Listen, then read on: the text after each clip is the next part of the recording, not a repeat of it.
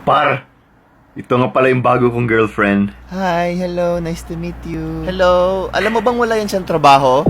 Tapos napakapatay gutom yan sa kanila. Tulog, kain, ganun lang ginagawa sa bahay nila. Tapos siya pagalit pag inutusan ng nanay niya. Panay cellphone yan buong araw. Tapos syempre, cellphone ng nanay niya yung gamit niya kasi nga wala siyang pambili ng kanya.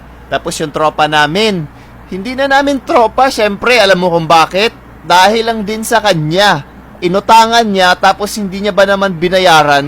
O di ba? Grabe na, alam mo naman babayaran ko yun eh. 10 years na bro. 10 years na ang nakalipas. 10 years nang hindi nagpapakita sa amin yung isa naming tropa dahil na-trauma sa kanya. Tapos yung ex niya, nag-cheat siya doon. Hiniwalayan siya kasi nahuli siya. Tapos nagsisi siya kasi malakas do yung putok ng pinalit niya. Annalyn ang pangalan nung malakas ang putok. Ay hala, Annalyn yung pangalan ko. Ito ba yun, par? Ito ba yung sinasabi mong malakas ang putok, par? Par, ito yun, par.